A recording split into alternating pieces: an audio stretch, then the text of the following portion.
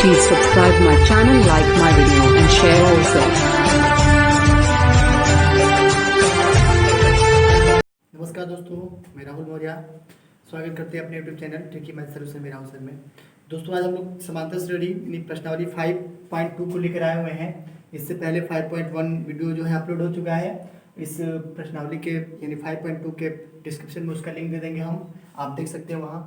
तो इसमें प्रश्नावली 5.2 में क्या है कि निम्नलिखित सारणी में रिक्त स्थानों को भरिए जहाँ पे अर्थमेटिक प्रोग्रेशन यानी समांतर श्रेणी का प्रथम पद ए है और सर्वांतर डी है और nवां पद an दिया गया है।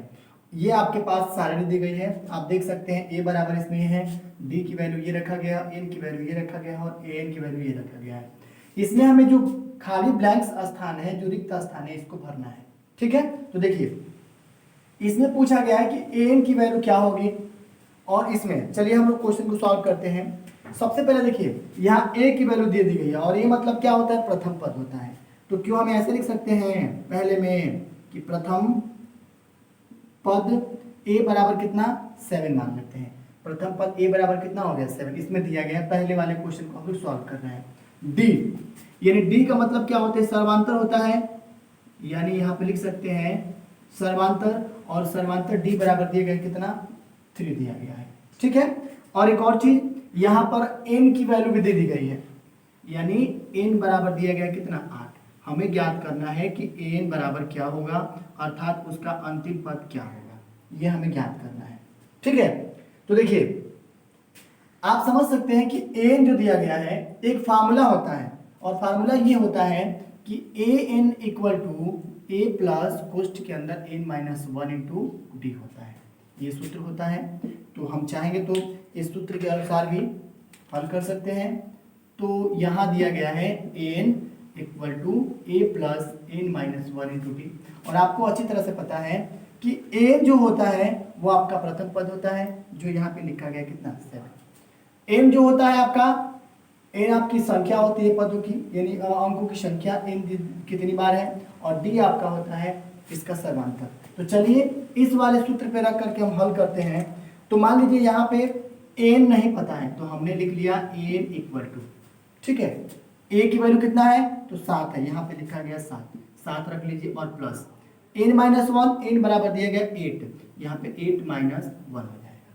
ठीक है, और d की वैल्यू कितना है तो यहाँ पे d की वैल्यू 3 है, तो यहाँ पे आप 3 लिख सकते हैं। इतनी बात समझ रहे हैं। तो ये बताइए अब यहाँ n बराबर क्या निकल जाएगा, 7 के जगह पे 7 और प्लस 8 में से ये जाएगा 1 तो 7 बचेगा, और फिर से इंटू 3 कर देंगे हम लोग। तो ये बताइए फिर से an बराबर क्या निकल जाएगा 7 और प्लस 7 का 21 हो जाएगा, और कुल मिला के कितना हो जाएगा 28। यानी हमें यहाँ पे क्या मिल गया 28 मिल गया। तो अब ये लिख सकते हैं ना हम an बराबर कितना 28, an बराबर कितना हो जाएगा 28 हो जाएगा। तो जब an बराबर 28 हो जाएगा इसका मतलब इसमें क्या भरा जाएगा 18 भरा जाएगा, 28 भरा जाएगा, मतलब 28 भरा जाएगा। ठीक है, तो इस तरह से तो हमने निकाल लिया। अब बात ये कही जाए कि चलिए सेकंड बताइए। अब सेकंड में a की वैल्यू दी गई, d नहीं दिया गया है, यहाँ पे इसमें n दिया गया और n बराबर 0 रखा गया है। तो चलिए इसको भी सॉल्व कर लेते हैं हम लोग। यहाँ पे हम सेकंड नंबर कर लेते हैं। सेकंड नंबर में आप अब डायरेक्ट क्वेश्चन पे चलते हैं। a बराबर दिया गया है तो हमें फार्मूला पता है, तो n बराबर कितना है इसमें है 0 है, तो यहाँ पे हम 0 रख लेते हैं, और इक्वल्स टू देखिए a की वैल्यू कितना है -18 है, तो यहाँ पे -18 रख लेते हैं, प्लस कोष्ठ के अंदर n की वैल्यू कितना है 10 है, तो यहाँ पे 10 और -1। अब देखिए d की वैल्यू नहीं पता है, जब d की वैल्यू नहीं पता है तो यहाँ पे लिखेंगे हम d, और फिर से इतना होने के बाद अब क्या करना है आपको, देखिए यहाँ पे 0 हो गया और -18 और प्लस 10 में से 1 जाएगा 9 हो जाएगा, और d से गुणा करेंगे तो कितना हो जाएगा 90 हो जाएगा। इसको पक्षांतर करेंगे हम, या इधर ले चलते हैं या इधर ले चलते हैं, इसको लाएंगे इधर तो माइनस हो जाएगा, तो माइनस से माइनस कैंसिल होगा। इससे बेटर है कि लिख सकते हैं 9d इक्वल टू 18 हो जाएगा। तो d बराबर क्या निकल गया 9 से भाग देंगे 2 बार में कट जाएगा, तो हमें d की वैल्यू मिल गया। d की वैल्यू कितना मिला है 2 मिला है, इसका मतलब इसकी जगह पे क्या भरेंगे हम लोग 2 भरेंगे। ठीक है, आइए हम लोग तीसरा देखते हैं। तीसरा इसमें यह है कि a की वैल्यू नहीं दी गई है। थर्ड नंबर यहाँ देख लेते हैं हम लोग। थर्ड में a की वैल्यू नहीं दी गई है, और आपको पता है an की वैल्यू -5 है, तो यहाँ पर रख लीजिए -5 इक्वल्स टू, ए की वैल्यू नहीं पता है तो यहाँ पे लिखेंगे ए और प्लस n-1, n की वैल्यू इतना है, मतलब हम लिखेंगे कितना 18 -1 और d की वैल्यू दिया गया -3, तो यहाँ पर लिखेंगे -3। ठीक है, जब इतनी बात समझ रहे हैं तो अब बताइए ये हो जाएगा -5 इक्वल्स टू ए की जगह पे ए और प्लस 18 में से 1 जाएगा 17 और 17 इसमें अगर करते हैं हम लोग इस वाले में तो देखिए ये आपका 18 है, एक घट जाएगा तो 17 हो जाएगा और इसमें हमने -3 से मल्टीप्लाइकेशन कर दिया, तो -3 से मल्टीप्लाइकेशन करेंगे तो ये -5 इक्वल्स टू ए और प्लस 17 कितना होता है 51 हो जाएगा, तो यहाँ 17 या 51 किस में रहेगा माइनस में रहेगा, तो माइनस कर लीजिए यहाँ पे। अब इसको इधर लेकर आते हैं तो -5 और यहाँ पे आ जाएगा तो +51 हो जाएगा इक्वल्स टू ए हो जाएगा, ये घटेगा तो ए बराबर क्या बन गया 50 बन गया, सॉरी ए बराबर क्या बन जाएगा यहाँ पे यहाँ 51 हो जाएगा, 51 में से 5 घटा दीजिए 11 में से 5 जाएगा 6 हो जाएगा और यहाँ पे 4 मतलब कितना 46 हो जाएगा, तो यहाँ पे आप 46 लिखेंगे। इसका मतलब यहाँ पे जो निकाला गया मान है वो ए है और ए की जगह पे क्या लिखेंगे हम लोग 46 लिखेंगे, क्या लिखेंगे 46 लिखेंगे। तो इस तरह से तीनों क्वेश्चन इसमें हो गए, चौथा भी बिल्कुल इसी तरह से है और पांचवा भी इसी तरह से है, आप करने का प्रयास कीजिएगा। या चलिए इस क्वेश्चन को यहाँ पे हम लोग देख लेते हैं फिर से। चौथा नंबर दिया गया है -18 यानी -18.9 ए की वैल्यू है, तो यहाँ पे पहले एन देख लेते हैं, एन कितना है 3.6, तो यहाँ पे 3.6 देख लेते हैं।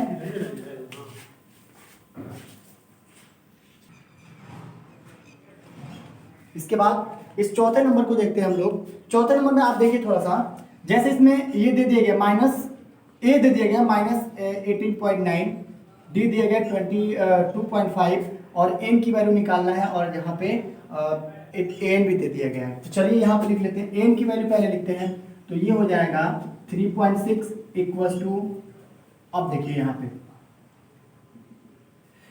पे अब एन की वैल्यू जो दिया गया है यहाँ पे लिख लेते हैं हम लोग 3.6 इक्वल टू, अब देखिए ए की वैल्यू कितना है -18.9, ठीक है, और फिर से प्लस n-1 और d की वैल्यू कितना दिया गया है 2.5, तो यहाँ पे लिख लेते हैं 2.5। इतनी बात समझ रहे हैं आप, ठीक है।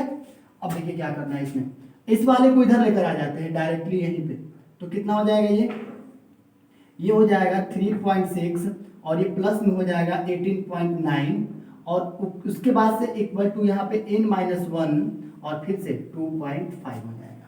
इतनी बात तो आप समझ रहे हैं।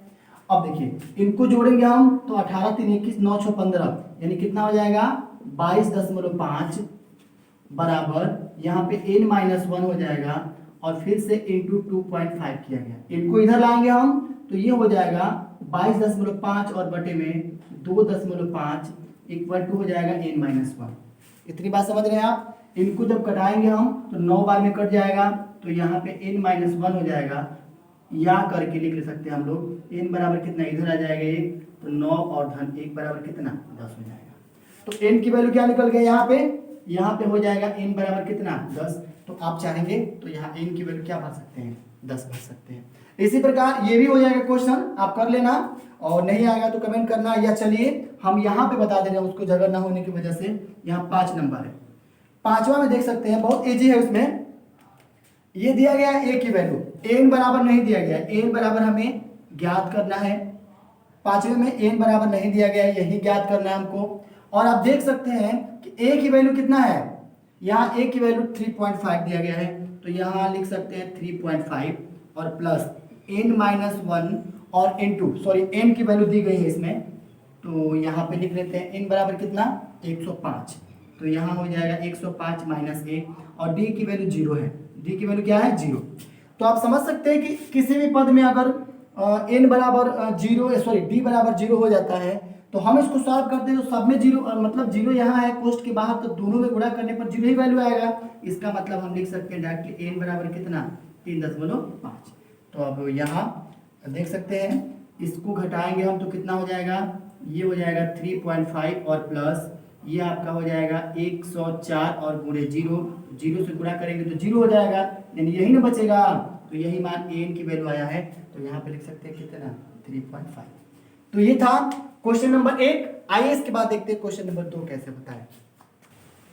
आइए सेकंड नंबर क्वेश्चन देखते हैं। सेकंड लिखा गया है कि निम्नलिखित में सही उत्तर चुनिए और उसका औचित्य दीजिए। औचित्य का मतलब होता है कौन ऑप्शन सही है उसको आपको बताना है, और बताने भी है तो हल करके दिखाने हैं। तो सबसे पहले एक चीज चलते हैं क्वेश्चन पे। इस अर्थमेटिक प्रोग्रेशन में यानी समांतर श्रेणी में सबसे पहले प्रथम पद होता है, पहला वाला ही होता है। तो ये बताइए अगर इसको हम हल करते हैं तो इसके जगह पे प्रथम पद बराबर क्या लिखेंगे हम, यहाँ हो जाएगा प्रथम पद a बराबर कितना है, तो a बराबर लिख सकते हैं कितना 10। यहाँ तक ठीक है।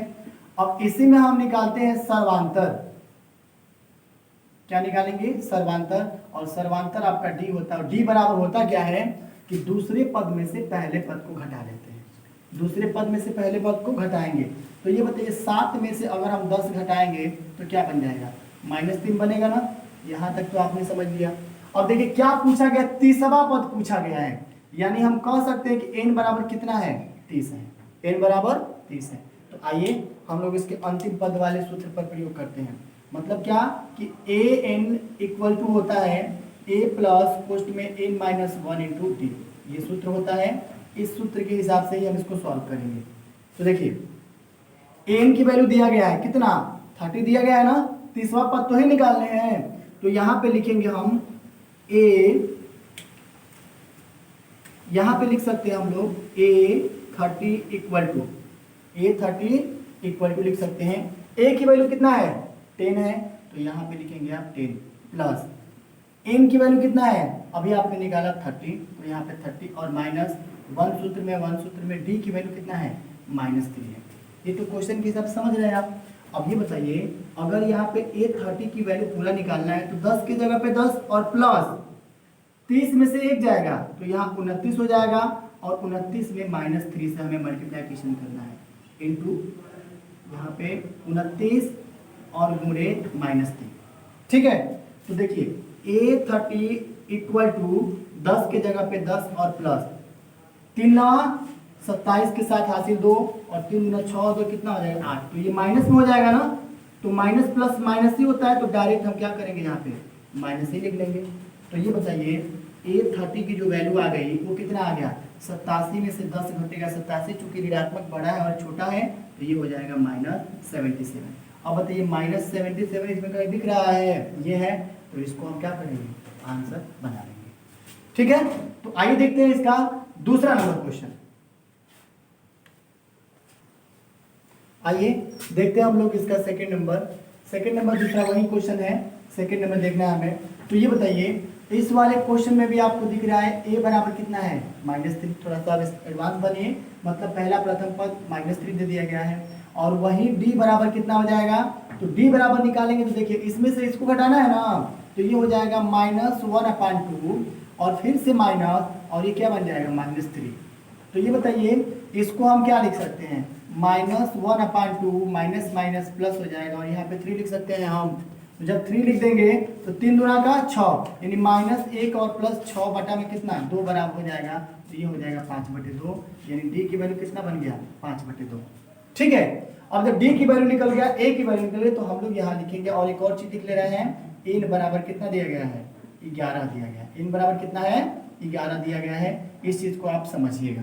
ठीक है, क्योंकि अंतिम पद यही ने पूछा गया है 11वां पद। तो देखिए अब इसके लिए भी सूत्र हर बार लिख रहे हैं हम, an इक्वल टू ये होता है a plus n minus 1 into D होता है, और यहाँ पे इसका मान निकालेंगे हम इस सूत्र के अनुसार। तो इस सूत्र के अनुसार निकालेंगे हम लोग। तो n कितना है 11 है, तो यहाँ पे आप रख सकते हैं। चलिए इसी के सामने हल कर दे रहे हैं हम लोग। n बराबर कितना 11, तो यहाँ a11 लिख सकते हैं हम लोग। जब a11 हो जाएगा इनके बराबर सॉल्व करेंगे हम, तो a की वैल्यू निकालेंगे हम, और a बराबर कितना है, तो यहाँ पे -3 है, तो आप -3 पहले ही रख दीजिए। ठीक है, और सूत्र में है प्लस n माइनस 1, तो n आपका 11 दिया गया, 11 माइनस 1, और यहाँ पे हो जाएगा इंटू 5/2, क्योंकि d की वैल्यू कितना आया 5/2 आया है। इतनी बात समझिएगा आप। अब ये बताइए यहाँ पे a11 इक्वल्स टू -3 के -3, और यहाँ पे हो जाएंगे प्लस, 10 में से 11 में से 1 जाएगा तो यहाँ 10 हो जाएगा, और यहाँ पे इंटू 5/2। इतनी बात तो समझ रहे होंगे। अब 2 से अगर भाग देते हैं इसमें तो 5 बार में कटेगा। इसका मतलब A11 इक्वल टू हो जाएंगे -3 और प्लस 5 5 25 हो जाएगा। ये कट गया तो 5 5 25। अब बताइए 25 में से 3 जाएगा तो कितना बनेगा? 22 बनेगा, और 22 बनेगा तो इसका जो ऑप्शन होगा उस ऑप्शन पे क्या करेंगे? निकाल लेंगे, यानी A11 जो बनेगा वो कितना बनेगा? 22 बन जाएगा। इस तरह से इसका आंसर हम क्या कर सकते हैं? निकाल सकते हैं। आप बुक में अपना आंसर टिक कीजिएगा, 22 नंबर सही होगा। ठीक है, चलिए आइए इसके बाद देखते हैं अगला नंबर क्वेश्चन। आइए देखते हैं हम लोग प्रश्न नंबर 3। प्रश्न नंबर 3 में क्या है कि निम्नलिखित समांतर श्रेणियों में रिक्त स्थानों में पदों को ज्ञात करना है हमें। ठीक है, तो एक चीज आप जानते होंगे, जब पदों को की बात आती है तो पदों में सबसे पहला पद जो होता है, पहला पद, इससे पहला पद को हम A1 या A मानते हैं, A1 या A मानते हैं। और दूसरा पद जब निकालते हैं तो दूसरा पद बराबर होता क्या है? A प्लस डी होता है, A प्लस डी होता है। इसी प्रकार अगर हम लोग तीसरा पद निकालते हैं, यहाँ पे तीसरा पद, तो ये होता है A प्लस 2D होता है। ये आपको पदों की संख्या निकालने के लिए बता रहे हैं हम, ये आपके लिए बहुत आसान रहेगा, इसके द्वारा निकालेंगे तो। ठीक है, अगर यहीं पे चौथा पद निकालने के लिए कहा जाए तो चौथा पद बराबर होता है A प्लस 3D। मतलब सुनिए, कहने का मतलब शानदार ट्रिक, जितना पद पूछेगा उससे एक पद कम करके आपको लिखना है, वही आपका हो गया पद। जैसे चौथा में 3D हो गया ना, तो ये बताइए अगर यहाँ पे पांचवा पद निकालना है, पांचवा पद, तो क्या बनेगा? A प्लस 4D बनेगा। यहाँ पे छठा पद निकालना है तो छठा पद मतलब कितना? A प्लस 5D हो जाएगा। और यहाँ पे अगर सातवां पद निकालना है तो सातवां पद बराबर हो जाएगा A प्लस 6D। इसके द्वारा आप निकाल सकते हैं। तो चलिए सबसे पहला नंबर हम क्वेश्चन इसमें देखते हैं। ठीक इसी के सामने हल कर दे रहे हैं, आप समझ लीजिएगा। इसको अगर हम लोग सॉल्व करते हैं तो देखिए प्रथम पद दिया गया है A, मतलब ये A बराबर दिया गया है कितना? 2। ये निकालना है दूसरा पद, तो हमें पता है कि दूसरा पद का फॉर्मूला क्या होता है? A प्लस डी होता है। क्या होता है? A plus D. और ये नहीं पता है तो हमें तीसरा पता है, तीसरा बराबर दिया गया कितना? 26। तो ये बताइए अगर यहाँ ना हल करके यहाँ पे हम लोग हल करते हैं पहले नंबर को, तो पहले को हल करेंगे हम तो प्रथम पद पता है हमें, यहाँ लिख सकते हैं हम लोग प्रथम पद A बराबर कितना? 2 दिया गया है। ये थोड़ा बात समझिएगा, A बराबर यहाँ 2 दिया गया, हमें दूसरा पद बॉक्स में इंक्लूड करना है, जोड़ना है, ये पता नहीं है हमें। तो जब नहीं पता है तो चलते हैं हम लोग कहाँ पे? तीसरे पद पे। और आपको पता है कि तीसरा पद जो होता है, तीसरा पद, वो तीसरा पद का सूत्र होता है क्या? A plus 2D। A plus 2D। तो ये बताइए जब A प्लस 2D निकालना है आपको, तो देखिए A की वैल्यू दिया गया पहले, इस क्वेश्चन में आ जाते हैं हम लोग। A की वैल्यू 2 है, अगर यहां से हम लोग सॉल्व करते हैं इसको तो A के जगह पे 2 रख लीजिए और प्लस 2D के जगह पे 2D रखिए। और ये बताइए तीसरा पद बराबर कितना है? 26 है ना, तो यहाँ बराबर देकर क्या लिखेंगे? 26। बात को समझिए पहले, जैसे प्रथम पद हो गया, द्वितीय पद हो गया, तृतीय पद हो गया। प्रथम पद A बराबर हमें दिया गया है किताब में, बॉक्स को भरना है दूसरा पद जो कि हमें ये नहीं पता है, लेकिन इतना ये पता है कि हमें A प्लस 2D बराबर 26 यहाँ दिया गया है। तो A प्लस 2D बराबर अगर हम 26 यहाँ रखते हैं तो A के जगह पे 2 और 2D के जगह पे 2D, और इसके बराबर कितना है? 26। तो ये बताइए यहाँ पे 2D बराबर क्या बन जाएगा? यहाँ हो जाएगा 26, ये इधर आ जाएगा तो इधर आएगा कितना? 2 आ जाएगा इधर। तो ये बताइए यहाँ पे 2D बराबर कितना हो जाएगा? 24 हो जाएगा। तो D बराबर कितना हो जाएगा? 24 और बटे में 2 बराबर कितना? 12 हो जाएगा। तो आप देख सकते हैं यहाँ पे कि D बराबर 12 आ गया। इसका मतलब जब 12 आ गया तो हम दूसरा पद सॉल्व करेंगे, और जब दूसरा पद सॉल्व करेंगे हम तो यहाँ लिख सकते हैं यहाँ पे फिर से कि दूसरा पद बराबर, यहाँ इंडिकेट कर लीजिएगा दूसरा पद, दूसरा पद का सूत्र क्या होता है? A प्लस डी होता है, यानी A प्लस डी। तो ये बताइए A की वैल्यू हमें पता है ना पहले से, 2 हो जाएगा, और D अब कितना निकाले हैं? 12 निकाले हैं। इनको जोड़ेंगे तो कितना आ जाएगा? 14। और इसी 14 को हमें क्या करना है? इसमें भर देना है। बात समझिए बराबर। सूत्र है पहला पद A होता है, A1 बराबर पहला ही पद होता है, दूसरा A प्लस डी, तीसरा A प्लस 2D। जितना पद पूछेगा उससे एक कम, जैसे दूसरा पद D हो गया, तीसरा पद 2D हो गया, 3D आना चाहिए ना, लेकिन नहीं, एक एक कम करते चलेंगे। और इस चीज को अगर समझना होगा विद्वत तो इसके लिए एक अलग से वीडियो बना देंगे, हम समझ लीजिए 2D 3D क्यों रखते हैं। और आपको क्लियर सी बातें पता भी होगा, अगर हम लोग सॉल्व करते हैं यहाँ पे किसी पद को मान करके, तो मान लीजिए a plus N minus one into D होता है ना, a plus N minus one into D.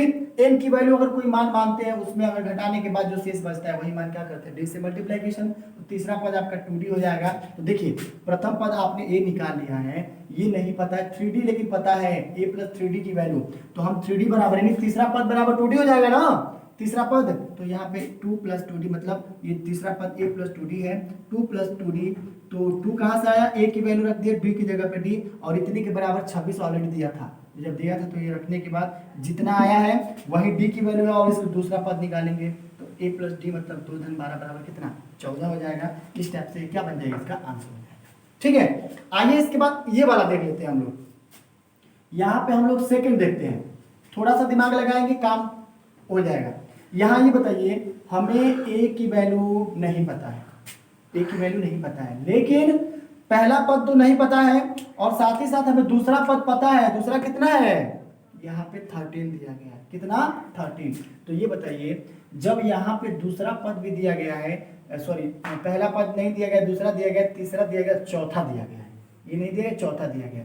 तो सबसे पहले ये नहीं पता है और ये भी पता है हमको कि चौथा पद क्या है, चौथा पद कितना है, इस चीज को भी समझना चाहिए हमें। तो ये बताइए जब a बराबर यहाँ पे इतना दे दिया गया है और a की वैल्यू हमें इसके हिसाब से नहीं पता है, नहीं पता है इसमें, जब प्रथम नहीं पता है तो क्या करेंगे, इसके लिए लाएंगे हम। तो ये बताइए द्वितीय पद क्या बनेगा, द्वितीय पद क्या होता है, a प्लस डी होता है। और ये बताइए a प्लस डी बराबर दिया कितना गया है, 13 दिया गया है, कितना दिया गया है 13। इतनी बात समझिए, जब a प्लस डी बराबर 13 दिया गया है तो क्यों ऐसे नहीं लिख सकते हैं a बराबर 13 माइनस डी, ये आप इक्वेशन फर्स्ट मान लीजिए इसको।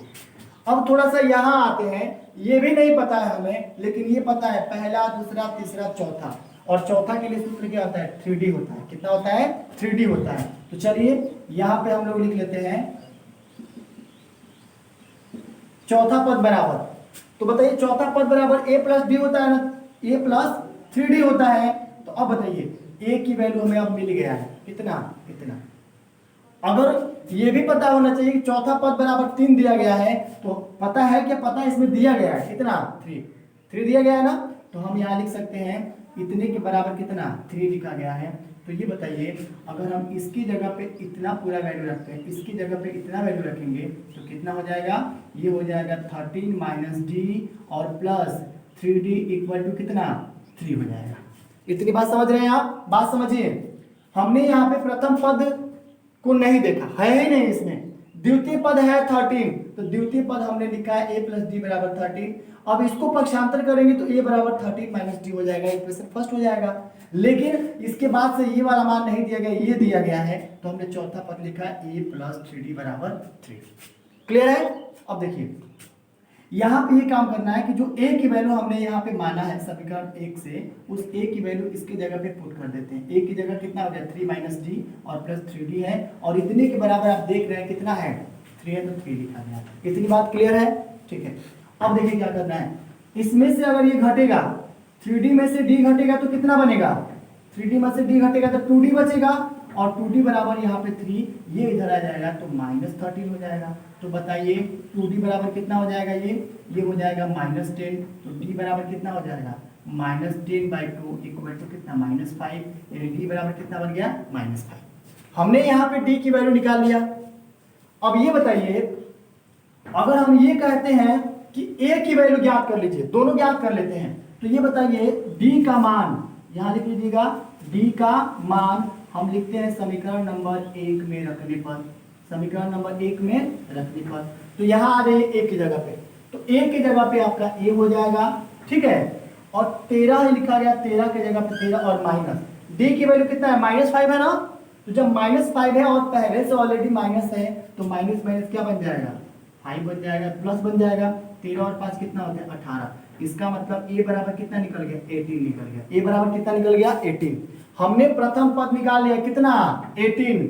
अब चलिए प्रथम निकल गया, द्वितीय निकल गया, तृतीय बाकी है अभी, तो हम लोग यहाँ पे तृतीय का सूत्र लगाएंगे कि तृतीय पद बराबर, क्योंकि दूसरा निकाले हैं, तीसरा चौथा निकाले हैं, तो यहाँ पे निकालेंगे हम तीसरा पद बराबर। तो तीसरा पद के लिए सूत्र क्या होता है, a प्लस 2d होता है।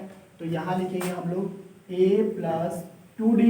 अब आप थोड़ा देखिए, a की वैल्यू आपने क्या निकाला है, 18 निकाला है, तो यहाँ पे हो जाएगा 18 और प्लस 2 की जगह पे 2 इंटू d की वैल्यू आपने क्या निकाला है, -5, तो यहाँ पे -5 कर दीजिए, इक्वल टू 18 और प्लस 5 गुना कितना हो जाएगा, 10, माइनस प्लस माइनस यहाँ पे 10 हो जाएगा। तो बताइए यहाँ पे तीसरा पद क्या निकल गया, 18 में से 10 जाएगा 8 हो जाएगा, यही आपका तीसरा पद हो जाएगा कितना, 18 हो जाएगा। ठीक है, जब 18 हो जाएगा तो निश्चित रूप से आपने क्या किया है, दो क्वेश्चन को बिल्कुल आसानी पूर्वक कर लिया है। नीचे वाले जो क्वेश्चंस हैं ध्यान रखना है आपको, इसमें पहला दे दिया गया है, दूसरा नहीं पता है, ए दे दिया गया है, दूसरा पद नहीं है, तीसरा पद नहीं है और चौथा पद है। तो चौथा पद के लिए सूत्र दिया गया है a प्लस 3d। तो a प्लस 3d बराबर कितना हो जाएगा, जहां a बराबर आपको इतना मिला है, अब इसमें d की वैल्यू प्राप्त कर सकते हैं और उसको आप सूत्र पे जैसे इसको सॉल्व करके तीसरा, जैसे मान लीजिए पहला पद हो गया, जैसे पहला पद हमने निकाला यहाँ पे a की वैल्यू आया है ना, तो इसको हम क्या दिखाएंगे, पहला पद कह सकते हैं हम लोग। उसके बाद से ये निकला हुआ था दूसरा पद, ये आपका तीसरा पद और ये आपका चौथा पद जो भी था, चौथे पद तक नहीं था। तो देखिए अगर इसमें एक एक का वैल्यू निकालेंगे तो पहला पद और पहला पद बराबर कितना a है और a की वैल्यू कितना 18, आपने यहाँ पे देख लिया। ठीक है, दूसरा पद, तो यहाँ पे अब आपका सूत्र होता है दूसरा पद बराबर a प्लस d और a की वैल्यू कितना है 18 है और d की वैल्यू कितना है तो -5 है, इसको हटा देंगे तो कितना हो जाएगा 13 हो जाएगा। तो यहाँ दूसरा पद भी निकल गया और तीसरा हमने यहाँ खुद ही निकाला है। उसके बाद से चौथा पद है, तो चौथा पद भी आप निकाल सकते हैं, यहाँ पे लिख लीजिएगा चौथा पद बराबर। तो चौथा पद का सूत्र क्या होता है, a प्लस 3d। तो आप लिखेंगे यहाँ पे a की जगह पे a प्लस 3 इंटू डी की वैल्यू कितना -5 और a बराबर आपको मिल गया कितना 18। तो यहाँ पे 18 और प्लस 3 बचे 15, तो ये हो जाएगा -15 इक्वल टू कितना हो जाएगा 3। तो यहाँ पे 3 प्राप्त कर दिया। ठीक है, तो इस तरह से इस पूरे क्वेश्चन को करिएगा आप, नहीं आएगा कमेंट कीजिएगा, हम बताएंगे। चलिए आगे देखते हैं अगला नंबर क्वेश्चन। आइए देखते हैं अगला नंबर क्वेश्चन। अगला नंबर क्वेश्चन प्रश्न नंबर 4 है कि समांतर श्रेणी 3, 8, 13, 18 डॉट डॉट डॉट कौन सा पद 78 होगा। तो चलिए कौन सा पद 78 पूछा है, तो इसमें एक काम करते हैं हम लोग, यहाँ हल करते वक्त ये दर्शा सकते हैं कि चलिए ए एनवा पद क्या है 78 है, ए एनवा पद कितना है 78 है। हमने मान लिया कि चलिए मान लेते हैं कि ए एनवा पद कितना है 78 है और आपको पता है कि 78 जो दिया गया अंतिम पद हो सकता है। तो जब अंतिम पद होगा तो ये बताइए एन का जो सूत्र हमने बनाया है या आपने देखा भी है बुक में, एन बराबर होता क्या है a प्लस कोष्ट में n माइनस 1 इंटू टी, यही तो फॉर्मूला होता है। चलिए इस वाले सूत्र पे हम लोग क्या करेंगे, इसकी वैल्यू रखेंगे। जब इसकी वैल्यू रखेंगे तो आइए यहाँ पे सबसे पहले आप देखिए इसमें कि प्रथम पद क्या है, प्रथम पद a बराबर कितना दिया गया है, यही ना होता है, ये दिया गया कितना 3, प्रथम पद a बराबर कितना है 3 है। तो ये बताइए सर्वांतर अगर निकाला जाएगा यहाँ पे, सर्वांतर d बराबर क्या बन जाएगा, तो द्वितीय पद में से प्रथम पद को घटाते हैं, मतलब इसका फार्मूला ये होता है a2 minus a1 equal to, a2 की वैल्यू 8 है और ये 3 है, तो कुल मिला के कितना हो जाएगा 5 हो गया। तो हमें मिल गया d बराबर कितना 5, a की वैल्यू भी निकल गया, d की वैल्यू रख गया। अब इसको हम रख लेते हैं इस सूत्र पे, मतलब इस वाले सूत्र पे। तो ये बताइए an की वैल्यू कितना हमने मान लिया है 78, तो चलिए इस वाले सूत्र पे रखते हैं हम लोग। इसका मतलब a की वैल्यू कितना हो जाएगा 3 हो जाएगा, तो यहाँ 3 और प्लस कोष्ट के अंदर n, कोष्ट के अंदर क्या है n, तो n माइनस 1 और इंटू d की वैल्यू कितना है 5 है, इक्वल टू कितना हो जाएगा 78। बात को थोड़ा समझिएगा, यानी हमने माना है ना कि एनवा पद बराबर 78, तो एनवा पद को हमने 78 मान लिया। अब क्या करना है आपको कि चाहेंगे तो इसको इधर लेके चले आइए, इसको इधर लेके चले आइए, मतलब अब क्या बन जाएगा n माइनस 1 हो जाएगा, 5 की जगह 5 इंटू इक्वल टू 78, ये आ जाएगा तो -3। बात थोड़ा यहाँ समझना है, हम चाहेंगे तो गुणा भी कर सकते हैं 5n 5 1, तो फिर बात वही बनेगा। लेकिन आपको यही पता है कि इस पक्ष में अगर ये गुणा में है तो इधर आने के बाद भाग में भी हो जाता है। तो चलिए इसको लिख लेते हैं n minus one equal to, ये हो जाएगा 75 और बट्टे में इसको इधर लेके आएंगे तो 5 हो जाएगा ना, ये कितनी बार में कटेगा 15 बार में, यानी n minus one equal to 15 हो जाएगा। तो n बराबर क्या बन जाएगा 15 और प्लस 1 इक्वल टू कितना हो गया 16, यानी हम लिख सकते हैं 16वां पद। यहाँ क्या बन गया, यहाँ लिख सकते हैं 16 जो आया हुआ है। तो अब लिख सकते हैं इसका मतलब ये कि समांतर श्रेणी का 16वां पद क्या बनेगा 78 बनेगा। यानी यहाँ पे लिख सकते हैं कि समांतर श्रेणी का 16वां पद 78 होंगे। 16वां पद क्या बनेंगे 78 बनेंगे। इस तरह से इसका आंसर ही हम निकाल सकते हैं कितना 16वां यानी 16 पद बनेंगे। ठीक है, तो आइए देखते हैं इसका अगला नंबर क्वेश्चन। आइए देखते हैं अगला नंबर क्वेश्चन। अगला है प्रश्न नंबर 5, निम्नलिखित समांतर श्रेणियों में से प्रत्येक श्रेणी में कितने पद होंगे ये आपको बताने हैं। तो चलिए देखते हैं। सबसे पहले यहां पे आते हैं हम लोग। इस क्वेश्चन में यहां ये दिया गया है कि प्रथम पद पहले देख लीजिए आप। तो प्रथम पद क्या है, प्रथम पद a बराबर दिया गया कितना 7, ये तो आप समझ रहे हैं। तो ये बताइए अगर हम लोग सर्वांतर निकालते हैं तो पिछले वाले क्वेश्चन में आपको बताया सर्वांतर d बराबर क्या होते हैं, द्वितीय पद में से प्रथम पद को घटा लेते हैं। तो ये बताइए यहाँ पे क्या बन जाएगा, यानी सर्वांतर यहाँ आपका d बराबर 13 माइनस 7 बन जाएगा और 13 में 7 जाए क्या बन जाएगा 6, यानी हमें d मिल गया कितना 6 मिल गया। अब ये बताइए nवां पद जो दिया गया है, nवां पद जो दिया गया मतलब इसमें nवां पद कितना है, nवां पद कितना है यहाँ पे दिया गया 205, कितना दिया गया 205 और यही इसकी मतलब मुख्य वर्ग है। मुख्य वर्ग का मतलब ये लास्ट जो पूछ दिया ना अंतिम में आकर के, यही चीज भी हमें निकालना है कि वास्तव में ये जो दिया गया है इसमें कितने पद होंगे। तो चलिए हमें एक चीज पता है और पहले से बताते आ रहे हैं कि हम लोग अंतिम पद जब निकालते हैं n बराबर तो क्या बनता है a प्लस में a माइनस 1 इंटू डी, और इस सूत्र पे हम क्या करेंगे सॉल्व करेंगे। तो चलिए रख लेते हैं n की वैल्यू आपको दी गई है 205। तो चलिए इसको लास्ट में भी लिखेंगे तो कोई बात नहीं है। अब यहाँ आते हैं तो बताइए a की वैल्यू क्या मिला है आपको 7 मिला है, इतनी बात तो जानते ही हैं आप, ठीक है। प्लस n माइनस 1, तो आप n माइनस 1 की जगह n माइनस 1 रखिए। d की वैल्यू कितना है 6 है और कुल के बराबर आप रख लीजिए कितना 205, क्योंकि आप चाहेंगे तो ये n बराबर यहाँ भी 205 रख सकते हैं और ये बराबर की इधर भी रखेंगे, कोई फर्क नहीं पड़ने वाला, ठीक है। अब देखिए इसको इधर लेके आइए। तो ये बताइए n माइनस 1 दिया गया है और 6 इक्वल टू यहाँ पे 205 में से अगर 7 घटा लेते हैं तो फिर से n माइनस 1 यहाँ और 6 इक्वल टू 205 में से 7 घटेगा तो क्या बनेगा 198 बनेगा।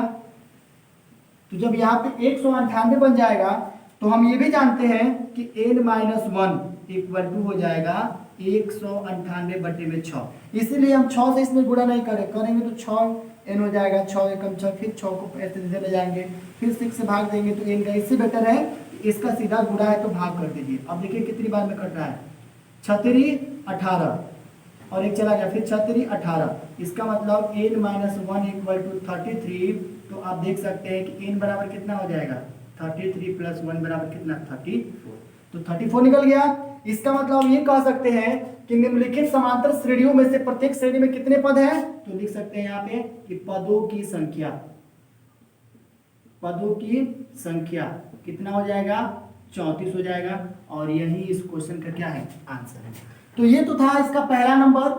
आइए इसका सेकंड नंबर देख लेते हैं। यहीं पे सेकंड नंबर देखिए थोड़ा ध्यान से।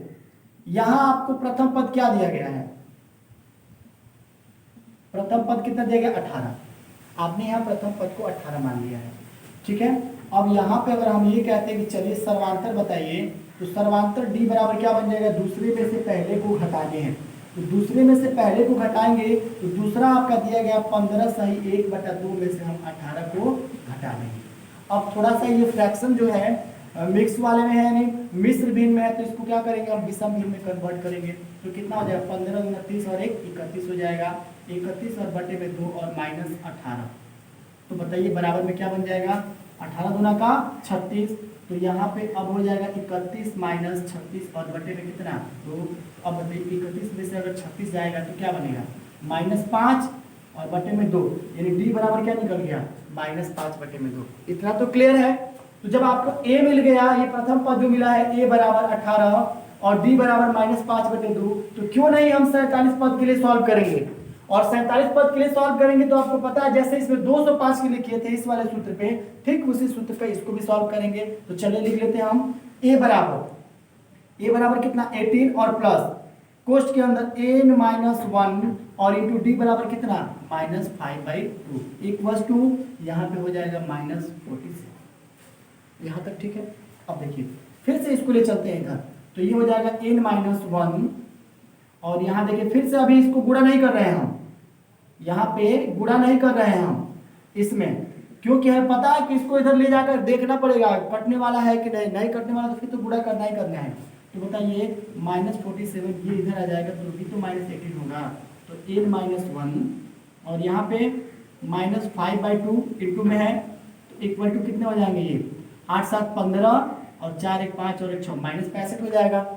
तो अब ये बताइए यहाँ पे हम लिख सकते हैं n-1 इक्वल टू यहाँ -65, इस चीज को गुणा में भाग में लाएंगे हम तो आपको होगा क्या यहाँ पे इस जगह पे इंटू कर लीजिएगा, इंटू में ही रहेगा लेकिन ये चिन्ह चेंज हो जाएंगे, ऊपर जाएगा 2 और नीचे आएगा -5।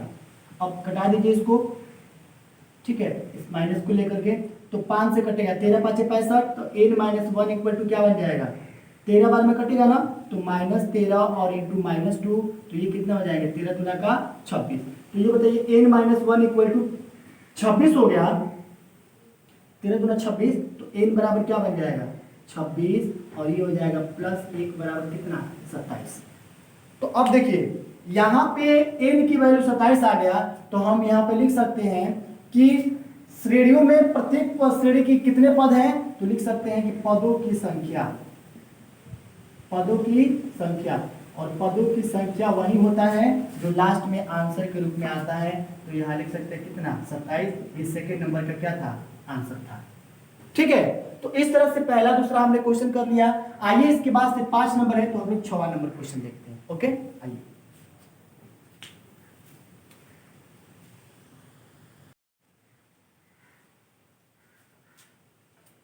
आइए दोस्तों देखते हैं अगला नंबर क्वेश्चन।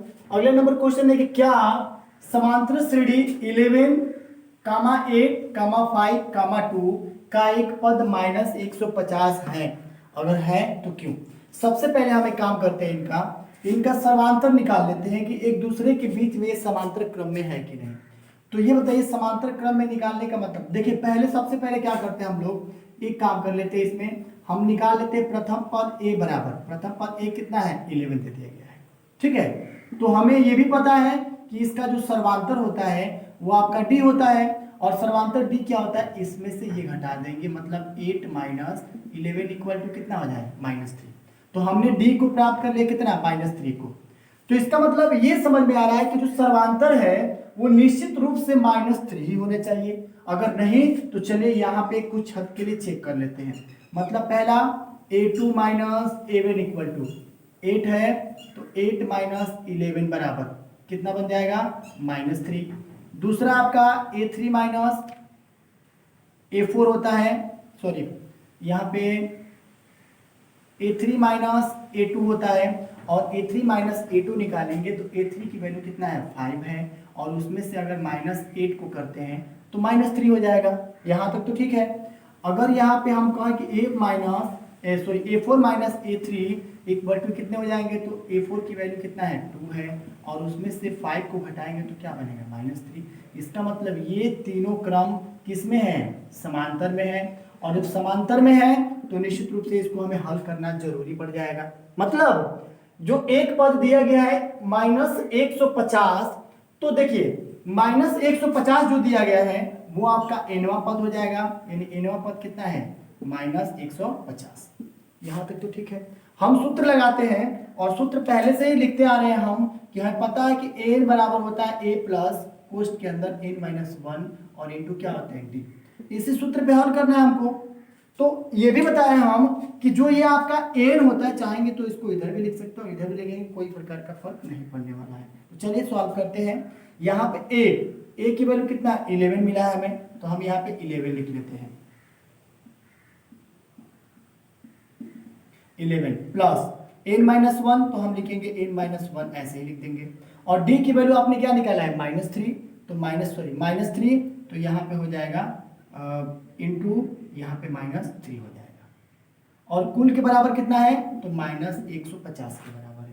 ये तो क्लियर सी बात है, ठीक है। अब यहाँ पे हम लिखते हैं 11 और प्लस, चाहेंगे हम तो 11 प्लस भी लिख सकते हैं, नहीं तो आप लिखिए n माइनस 1 और यहाँ हो जाएगा -3, ये इंटू में ध्यान रखिएगा, इंटू -3 और इक्वल टू ये हो जाएंगे आपका 150 में से फिर से 11 हम क्या करेंगे, घटा देंगे। तो जब 11 घटाएंगे हम तो हमें फिर से मिलेगा n माइनस 1, ठीक है, और इंटू -3 और बराबर ये हो जाएंगे आपका -161। और आपको पता है कि जब यहाँ गुणा है तो इधर आएगा तो क्या बनेगा, भाग के रूप में बन जाएगा। तो जब भाग के रूप में बनेगा तो यहाँ लिख सकते हैं हम लोग n माइनस 1 इक्वल टू, ये इधर हो जाएगा तो -161 और बटे में -3, माइनस से माइनस कैंसिल, तो ये बताइए -1 इक्वल टू 161 बटे 3 बन गया।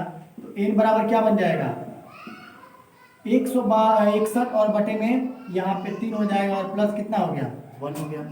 इनको ऐसे कर लीजिए तो ये हो जाएगा n बराबर 161 और प्लस 3 और बटे में कितना हो गया 3, तो n बराबर क्या निकल गया 161 और 3 कितना होते हैं 164 और बटे में 3। तो ये तो एक प्रकार से धनात्मक पूर्णांक है ना। तो जब धनात्मक पूर्णांक हो गए हैं तो इस प्रकार के मान के लिए हम क्या कर सकते हैं, क्वेश्चन में क्या है कि क्या समांतर श्रेणी, यहाँ पे जो दिया क्या समांतर श्रेणी 11, 8, 5 और 2 का एक पद -150 है, अगर हाँ तो क्यों है, क्योंकि हमें n बराबर जो मान निकला है, n बराबर जो मान निकला है वो एक प्रकार का धनात्मक पूर्णांक है। तो चाहेंगे तो आप यहाँ पे लिख सकते हैं क्या कि nवां पद जो है वो क्या है धनात्मक है, और धनात्मक होने की वजह से इसे हम क्या कर सकते हैं, मान सकते हैं कि वास्तव में ये संख्या क्या हो सकती है, ठीक है। तो चलिए यहाँ पे लिख सकते हैं n बराबर इतना, और लिख लीजिएगा आप बुक के हिसाब से कि 150 जो है, सॉरी यहाँ पे 150 हम मानते हैं कि अतः -150 एक धनात्मक पूर्णांक है, क्योंकि n बराबर 164/3 धनात्मक है। क्या है, धनात्मक है। इस तरह से आंसर हो जाएगा, ठीक है। आइए देखते हैं इसके बाद।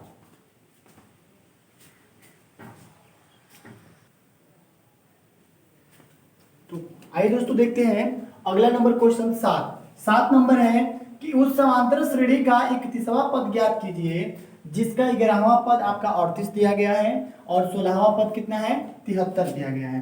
तो एक चीज पहले ही बताया हम कि यदि 11वां पद पूछेगा तो A11 इक्वल टू होता है A + 10D, मतलब जितना पूछेगा उससे एक कम।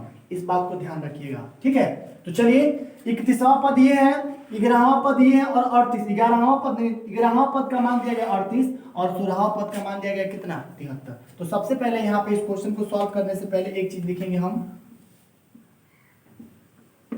इस हल के बाद हमें लिखना है कि चलिए मान लेते हैं, माना समांतर श्रेणी का, माना समांतर श्रेणी का प्रथम पद यानी ए मानते हैं, प्रथम पद ए मान लेते हैं और यही आपका हो जाएगा सर्वांतर आपका हो जाएगा डी। ध्यान रखिएगा समांतर श्रेणी का प्रथम पद ए हो जाएगा और सर्वांतर क्या बन जाएगा डी। तो ये बताइए हमें समांतर श्रेणी का पहला जब पद निकाला जाता है या अंतिम पद निकालते हैं तो सूत्र यही ना बनाते हैं हम लोग कि ए एन इक्वल टू यहाँ a + n-1 और इंटू डी। ये फॉर्मूला सेट कर लेते हैं हम लोग। चलिए अब थोड़ा सा क्वेश्चन पे देखते हैं। 11वां पद 38 दिया गया है, 11वां पद 38। तो जब 11वां पद आपका 38 दिया गया तो ध्यान रखिएगा पहले ही बताया हम कि 11वां पद आएगा तो आपका एक कम पहले से, मतलब a प्लस कितना 10d इक्वल टू कितना है 38 है, तो 38 समीकरण नंबर फर्स्ट। बहुत छोटे से में बताएंगे इसको हम। a प्लस 10d, ज्यादा इधर उधर नहीं सोचना है आपको, a plus 10d equal to 38 हो जाएगा समीकरण एक। और दूसरा कंडीशन है 16वें पद का मान 73 दिया गया है, तो देखिए यहीं पे 16वां पद निकालेंगे हम, तो a प्लस 16 मतलब एक कम ना, यानी 15d बराबर कितना है 73 है, समीकरण नंबर 2 लिख दिया गया। ठीक है, अब यहाँ क्या करेंगे हम कि समीकरण एक नहीं सॉरी समीकरण 2 से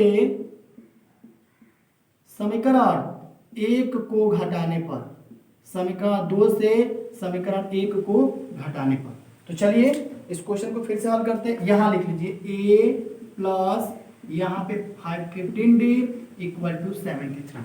ठीक है, इसको घटाएंगे हम तो a प्लस यहाँ कितना है तो 10d और इक्वल टू कितना 38।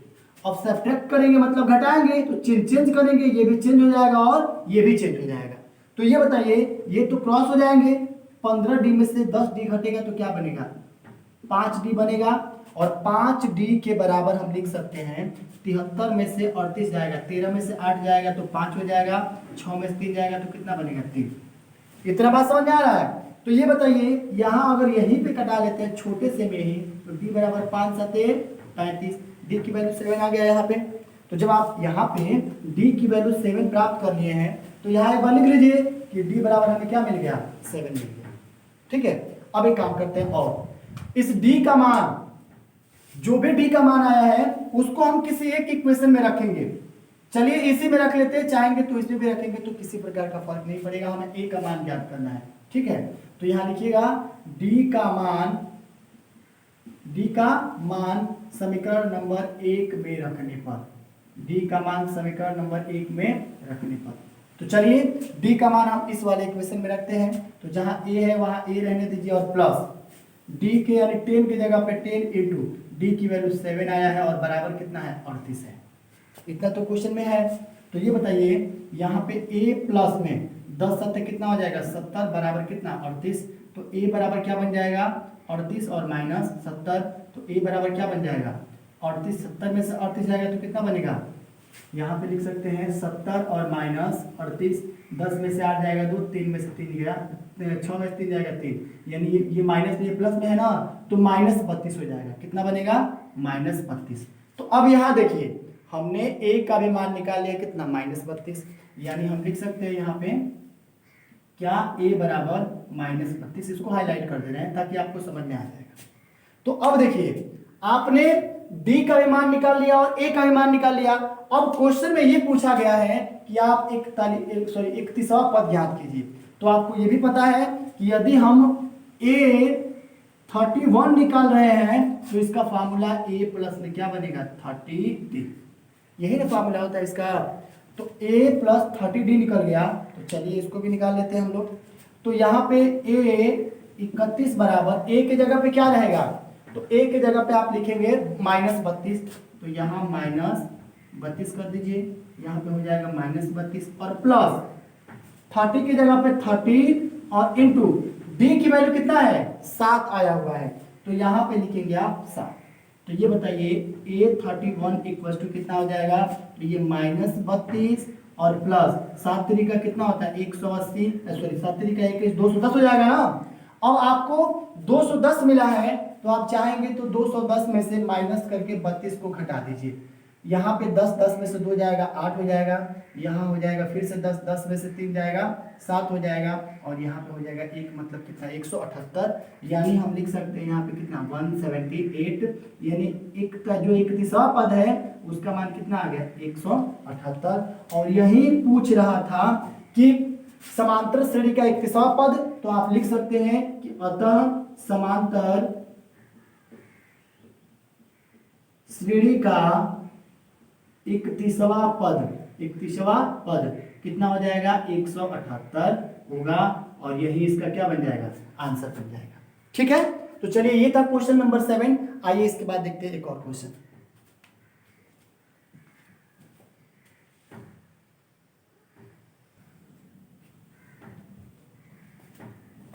तो आइए दोस्तों देखते हैं एक और क्वेश्चन। प्रश्न नंबर 8, एक समांतर श्रेणी में 50 पद है।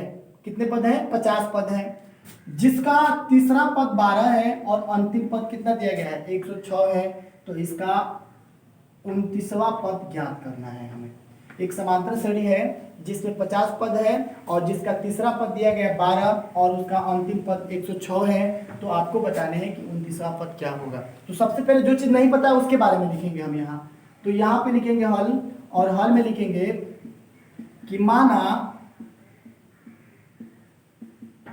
समांतर श्रेणी का प्रथम पद, हमने प्रथम पद मान लिया a, और a बराबर क्या है? कुछ नहीं, प्रथम पद को a मान लेते हैं। प्रथम पद बराबर कितना? a मान लिया हम लोग, ठीक है। तो समांतर श्रेणी का अगर हम सर्वांतर निकालते हैं तो सर्वांतर क्या बन जाएगा? d बन जाएगा। हमने प्रथम पद a मान लिया और सर्वांतर क्या मान लिया? d। अब थोड़ा सा क्वेश्चन पे आते हैं। क्वेश्चन में ये कहा गया है कि तीसरा पद 12 है और अंतिम पद कितना है? 106। तो ये बताइए, तीसरा पद यदि 12 हो जाएगा तो अंतिम पद 6 निकालना है। पहले एक काम करते हैं हम लोग, इसका सूत्र जो है वो लिख लेते हैं, क्योंकि अंतिम पद 50 दिया गया है, सॉरी 50 पद है, तो 50 पद होगा तो 29वां कितना वो निकालने हैं। तो हमें पता है कि इस सूत्र को बार बार लिखते आ रहे हैं और आप दिमाग में बैठा लीजिए इसको। an equal to a plus में यहाँ a माइनस 1 इंटू क्या होते हैं? b होते हैं। इसके हिसाब से अगर लिखते हैं तो ये बताइए, देखिए पहले ही हम बताए हैं कि तीसरा पद जो होता है, मतलब यहाँ सॉरी तीसरा नहीं, पहला पद आपका a हो जाएगा और दूसरा पद आपका a प्लस डी हो जाएगा, और तीसरा पद आपका होता है क्या? a plus 2d। तीसरा पद क्या होता है? a प्लस 2d हो जाएगा। तो इसके हिसाब से चौथा पद भी निकालते हैं हम, तो चौथा पद भी आपका क्या बन जाएगा? चौथा पद भी, क्वेश्चन में थोड़ा सा मिस्टेक हमें लग रहा है, उसकी देख लेते हैं क्वेश्चन को एक बार फिर से। तो क्वेश्चन ठीक है, क्वेश्चन में कोई गलती नहीं है, थोड़ा सा कंफ्यूज हो गए थे हम। देखिए एक समांतर श्रेणी में 50 पद है, एक तो पहले 50 पद निकल गया और 50 पद है तो यही तो अंतिम होगा, और इसकी वैल्यू कितना? 106 है। तो तीसरा पद आपका 12 दिया गया। हमने मान लिया कि माना समांतर श्रेणी का प्रथम पद a है और सर्वांतर कितना है? d है। तो जब प्रथम पद और समांतर मान लेते हैं, इस फार्मूले के ऊपर रखेंगे हम। तो सबसे पहले तीसरा पद, अगर हम ये कहते हैं कि चलिए यहाँ पे हम तीसरा पद निकाल रहे हैं, तो तीसरा पद का सूत्र क्या होता है? a प्लस 2d, और a प्लस 2d बराबर कितना है? 12 दिया गया है। इस बात को समझना होगा आपको। a प्लस 2d बराबर कितना है? 12। तो चलिए इसी चीज को यहाँ पे लिखते हैं कि a प्लस 2d बराबर 12, ये समीकरण नंबर 1 मान लेंगे। और यहाँ पे थोड़ा समझना है, ये कितना है? 50 है, और इस 50 पद की वैल्यू कितना है अंतिम में? 106 है। तो यहाँ लिखेंगे हम, अगर इसको ऐसे दर्शाना चाह रहे हैं हम तीसरा पद के रूप में, तो तीसरा पद को ऐसे लिख लीजिएगा a3, तो यहाँ पर भी निकलेगा a3 बराबर कितना? इतना पद हो गया। तो ये बताइए a50 निकालना है, तो a50 का वैल्यू क्या बनेगा? एक कम कर दीजिए इससे, a प्लस कितना बन जाएगा? 49d, और इक्वल टू कितना है? 106, समीकरण नंबर 2। पहले के समान इसको भी सॉल्व की जा रही है। तो यहाँ पे आप लिखेंगे कि समीकरण 2 से समीकरण 1 को घटाने पर, समीकरण 2 से समीकरण नंबर 1 को घटाने पर, चलिए 2 नंबर ये है, तो 2 नंबर कितना बन जाएगा? a प्लस 49d बराबर 106, ये समीकरण नंबर 2 है। और इसमें से घटाने हैं a प्लस, यहाँ पे हो जाएंगे 2d बराबर कितना? 12, इक्वेशन नंबर फर्स्ट। तो यहाँ पे हम लोग घटा लेते हैं। जब घटाएंगे तो सिंबल चेंज होगा, ये भी प्लस में है तो माइनस में, और ये भी प्लस में तो क्या बन जाएगा? माइनस में। ये भी प्लस था तो किसमें बदल गया? माइनस में। क्रॉस हो जाएंगे, 49 में से 2 जाएगा तो कितना बनेगा? यहाँ पे 47d, और 106 में से 12 जाएगा तो कितना बनेगा? यहाँ पे 6 में से 2 जाएगा, कितना बना? 4 हो जाएगा, और यहाँ 9 में से 1 जाएगा, सॉरी यहाँ 10 में से 1 जाएगा, कितना बन गया? 9। तो यहाँ आपको मिल गया 47d बराबर 94। चलिए इसको यहाँ पे लिख लेते हैं हम लोग, यानी 47d इक्वल टू 94। तो d बराबर क्या बन जाएगा? 94 डिवाइड बाई 47, ये कट जाएगा कितनी बार में? 2 बार में, यानी d बराबर कितना निकल गया? 2। हमने d का मान निकाल लिया। अभी a निकालना है, तो यहाँ लिख सकते हैं हम कि d का मान समीकरण नंबर 1 में रखने पर, समीकरण 1 में रखने पर। तो बताइए समीकरण 1 आपको क्या मिला है? ए प्लस यहाँ निकला है ना, ए प्लस 2d बराबर 12, तो ए की जगह पे ए रखिए प्लस 2d मतलब 2 इंटू डी की वैल्यू कितना है 2 हो जाएगा इक्वल टू यहाँ पे 12 है तो 12 कर दीजिए, 12 है तो 12 हो गया। ठीक है, अब बताइए a प्लस 2 दूना 4 और बराबर 12 हो जाएगा यहाँ, तो ये बताइए a बराबर क्या निकल जाएगा 12 माइनस 4 इक्वल टू 8, यानी a की वैल्यू क्या निकल गया 8। हमने यहाँ पे देख सकते हैं आप कि b बराबर निकाल लिया गया 2 और a बराबर कितना निकल गया 8। अब क्या करना है आपको कि इसमें 29वां पद निकालना है, तो यहाँ लिख सकते हैं a29 equal to a plus 28d। ठीक है, यहाँ पे लिख सकते हैं 28d। तो जब यहाँ पे ये लिखा जाएगा तो आप इजी है, अब तो आप बैठा ही लेंगे, तो 29 बराबर a की जगह पे आप क्या लिखेंगे 8 लिखेंगे, तो यहाँ हो जाएगा 8 और प्लस 28 की जगह पे 28 इंटू डी की वैल्यू क्या लिखेंगे आप 2 लिखेंगे, तो यहाँ हो जाएगा 2। अब बताइए 8 की जगह पे 8 और प्लस 28 दूना कितना होता है 56, इनको जोड़ेंगे 8 6 14 और 5 और 1 कितना हो जाएगा 6, मतलब ये a 29 बराबर कितना हो जाएगा 64, और यही इसका आंसर। मतलब क्या कि 29वां पद ज्ञात करना है, 29वां पद क्या बन गया 64। तो आप चाहेंगे तो लिख सकते हैं कि अतः समांतर श्रेणी का 29वां पद बराबर कितना हो जाएगा 64 हो जाएगा। इस टाइप से इस क्वेश्चन को हल करने हैं। ठीक है, तो ऐसा है कि आप इस वाले पार्ट्स में, मतलब ये पार्ट नंबर 1 जो दिया गया है यहाँ पे हम इंडिकेट कर दे रहे हैं पार्ट फर्स्ट। इस पार्ट फर्स्ट में बस इतना ही। अगर आपको किसी प्रकार का कोई कंफ्यूजन होगा इस पूरे क्वेश्चन में, तो आप मेरा व्हाट्सएप नंबर यहाँ पे लिख दे रहे हैं 9598681752। तो इस नंबर पे आप चाहेंगे तो आप पर्सनली कमेंट कर सकते हैं, और नहीं तो जो वीडियो की कमेंट बॉक्स जो है यूट्यूब पे, उस कमेंट बॉक्स में भी आप चाहेंगे तो हमें बता सकते हैं। अगर किसी प्रकार का किसी भी क्वेश्चन में कोई समस्या होगी तो आप कमेंट कीजिएगा, हम बताएंगे। तो हम आशा करते हैं कि इस प्रश्नावली 5.2 में जो भी क्वेश्चन बताया गया है आपको पूरी तरह समझ में आ गया है। अगर आ गया है तो प्लीज़ मेरे चैनल को आप सब्सक्राइब कीजिए, अपने दोस्तों में शेयर भी कीजिए, और वीडियो को बिल्कुल शुरू से लेकर अंत देखेंगे तो आपको पूरी तरह से एक एक मतलब बारीकी से जो कहा जाता है वो समझ में आपको आ जाएगा। अगर नहीं आएगा तो प्लीज़ आप कमेंट जरूर कीजिएगा। ऐसे ही आप समर्थन बनाए रखें हमें, आपके लिए बहुत हौसले के साथ अगला पार्ट्स भी लेके आएंगे। तब तक के लिए धन्यवाद। जय हिंद, जय भारत, नमस्कार।